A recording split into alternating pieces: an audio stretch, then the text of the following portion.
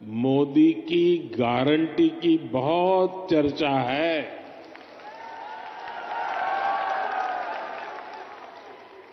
और रेवाड़ी तो मोदी की गारंटी का सबसे पहला गवाह है।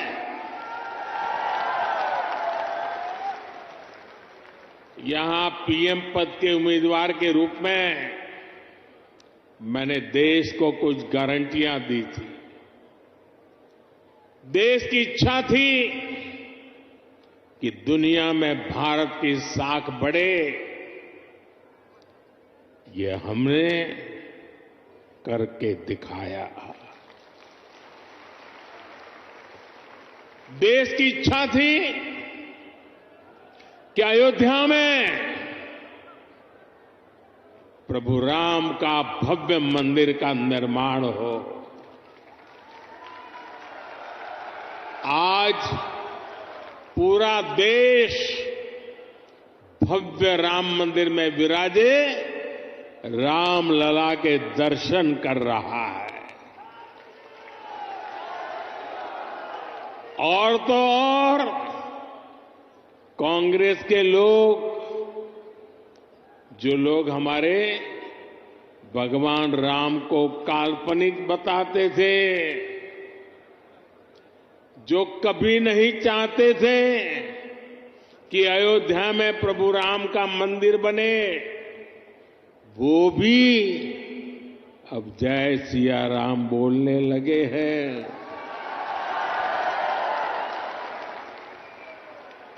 साथियों, कांग्रेस ने दशकों तक जम्मू कश्मीर से आर्टिकल 370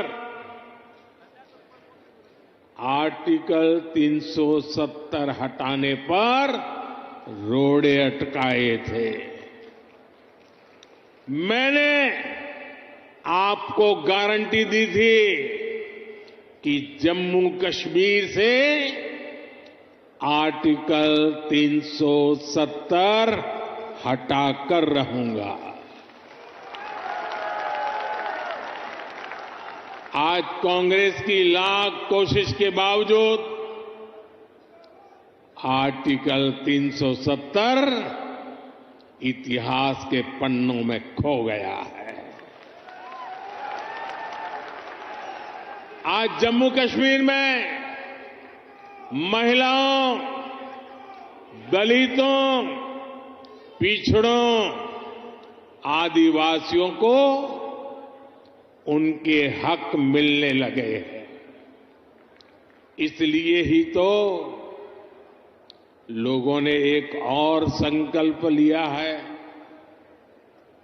और जनता जनार्दन कह रही है, आप लोग कह रहे हैं, जिसने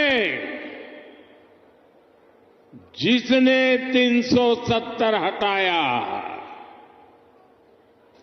जिसने 370 हटाया, उस बीजेपी का टीका 370 सीटों से होगा।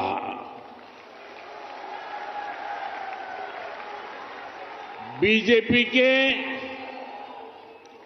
370 ही पहुंचाएंगे एनडीए को 400 पार। साथियों, यहीं रेवाड़ी में मैंने पूर्व सैनिकों को 1 रैंक 1 पेंशन लागू करने की गारंटी दी थी। कांग्रेस वाले सिर्फ 500 करोड़ रुपए दिखाकर 1 रैंक 1 पेंशन लागू करने का झूठ बोलते थे। रेवाड़ी की वीर धरा से लिया गया वो संकल्प मैंने आपके आशीर्वाद से पूरा किया। अभी तक ओआरओपी के तहत 1 रैंक 1 पेंशन के तहत पूर्व सैनिकों को करीब करीब 1,00,000 करोड़ रुपए मिल चुके हैं और इसके बड़े लाभार्थी हरियाणा के भी पूर्व सैनिक रहे हैं। सिर्फ रेवाड़ी के ही सैनिक परिवारों की बात करूं तो उन्हें ओआरओपी से 600 करोड़ रुपए से ज्यादा मिले हैं। आप मुझे बताइए, जितना पैसा रेवाड़ी के सैनिक परिवारों को मिल रहा है उससे भी कम कांग्रेस ने पूरे देश के पूर्व सैनिकों के लिए बजट में रखा था, सिर्फ 500 करोड़। ऐसे झूठ और धोखेबाजी के कारण ही कांग्रेस को देश ने नकार दिया है। साथियों, मैंने रेवाड़ी वासियों को, हरियाणा के परिजनों को यहां एम्स बनाने की भी गारंटी दी थी। आज यहां एम्स के निर्माण की प्रक्रिया शुरू हो गई है और हमारे राव इंद्रजीत तो इस काम के लिए लगातार, वो बोलते कम है लेकिन जो तय करे उसके पीछे लगे रहते हैं। आज एम्स का शिलान्यास हुआ है तो मेरी गारंटी की, और मैं आपको कहूंगा कि आज उसका शिलान्यास किया है और लोकार्पण भी हम ही करेंगे।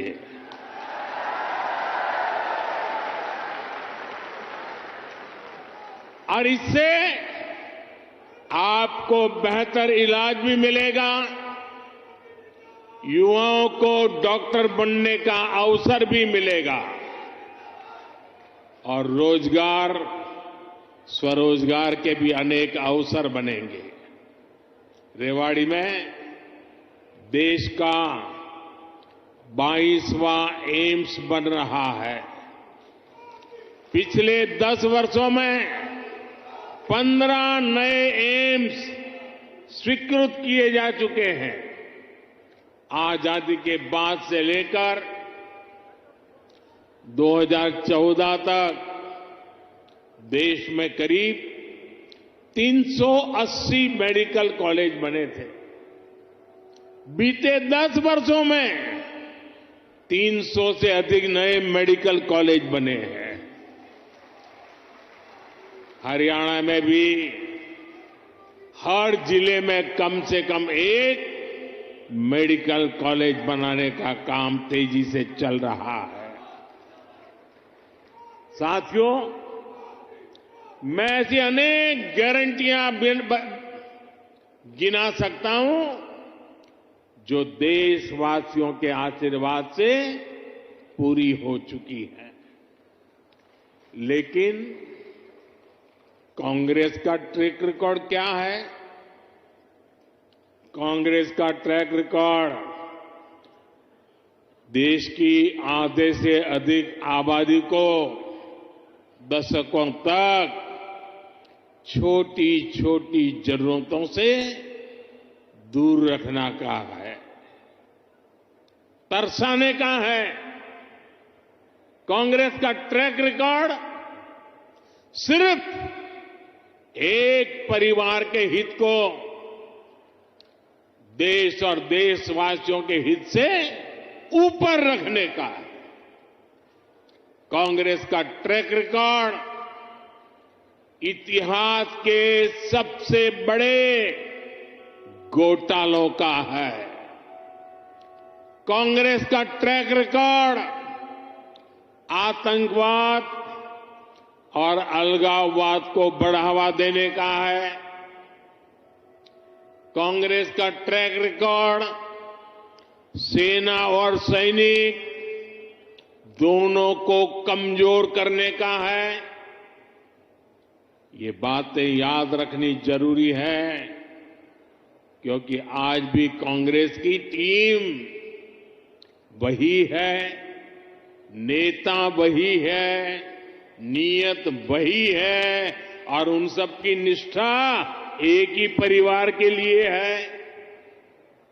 तो नीति भी तो वही होगी जिसमें लूट है, भ्रष्टाचार है, बर्बादी है।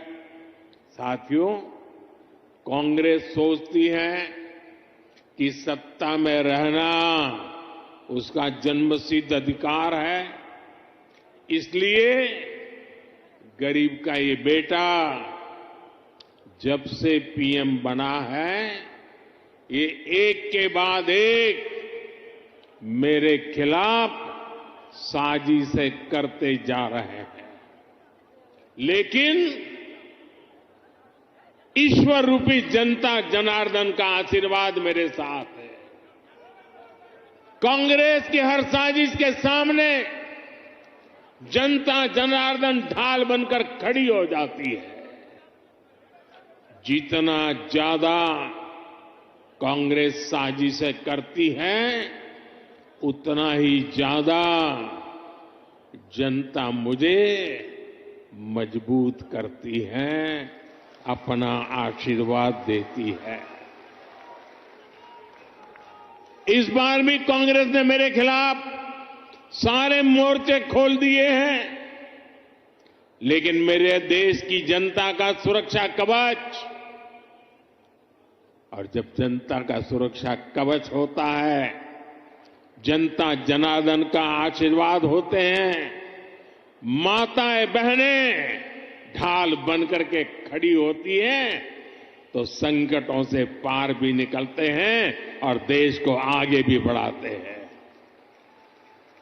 और इसलिए आप सबके आशीर्वाद से हिंदुस्तान के कोने कोने में जो मैं अनुभव कर रहा हूं, इसलिए लोग कह रहे हैं एनडीए सरकार 400 पार। एनडीए सरकार, एनडीए सरकार, एनडीए सरकार। साथियों, एक परिवार के मोह में फंसी कांग्रेस, हरियाणा में वही हाल है, आज अपने इतिहास के सबसे दयनीय दौर से गुजर रही है। इनके नेता से अपना एक स्टार्टअप नहीं संभल रहा। ये लोग देश संभालने का सपना देख रहे हैं। आज कांग्रेस की हालत देखिए। कांग्रेस के पुराने नेता एक एक करके इनको छोड़कर जा रहे हैं। जिन्होंने कभी इनके साथ आने का इरादा किया था, वो भी इनसे भाग रहे हैं। आज स्थिति ये है कि कांग्रेस के पास अपने कार्यकर्ता तक नहीं बचे हैं। जहां कांग्रेस सरकार में है, वहां इनसे अपनी सरकारें भी नहीं संभल रही है। आज हिमाचल में लोगों को वेतन और पेंशन देने तक में मुश्किलें आ रही हैं। कर्नाटका में विकास की योजनाओं पर भी कांग्रेस सरकार काम नहीं कर पा रही है। भाई और बहनों, एक तरफ कांग्रेस का कुशासन है और दूसरी तरफ बीजेपी का सुशासन। यहां 10 वर्षों से डबल इंजन सरकार है। इसलिए गरीब कल्याण की जो भी योजनाएं मोदी ने बनाई है, उनके 100% अमल में हरियाणा अव्वल है। हरियाणा खेती के क्षेत्र में भी अभूतपूर्व प्रगति कर रहा है और यहां उद्योगों का दायरा भी निरंतर बढ़ रहा है। जिस दक्षिण हरियाणा को विकास में पीछे रखा गया, आज वो कहीं तेजी से आगे बढ़ रहा है। देश में रोड हो, रेल हो, मेट्रो हो, उनसे जुड़ी जो बड़ी परियोजनाएं हैं, वो इसी हिस्से से गुजर रही है। दिल्ली मुंबई एक्सप्रेसवे के, दिल्ली दौसा लालसोट के पहले चरण का उद्घाटन हो गया है। देश का सबसे लंबा एक्सप्रेसवे हरियाणा के गुरुग्राम, पलवल और नूंह जिलों से होकर गुजर रहा है। साथियों, 2014 से पहले हरियाणा में रेलवे के विकास के लिए हर वर्ष औसतन 300 करोड़ रुपए का बजट मिलता था। 300 करोड़ रुपए। इस वर्ष हरियाणा में रेलवे के लिए करीब करीब 3000 करोड़ रुपए का बजट रखा गया है। अब देखिए, कहां 300 करोड़ और कहां 3000 करोड़, और ये अंतर पिछले 10 सालों में आया है। रोहतक, महम, हांसी, जींद, सोनीपत जैसी नई रेल लाइनों और अंबाला, कैंट, दप्पर जैसी लाइनों के दोहरीकरण से लाखों लोगों का फायदा होगा। ऐसी सुविधाएं जब बनती है तो जीवन भी आसान होता है और कारोबार भी आसान होता है। भाई और बहनों, इस क्षेत्र में किसानों को पानी की बहुत समस्या रहती थी। राज्य सरकार ने इस समस्या के समाधान के लिए भी सराहनीय काम किया है।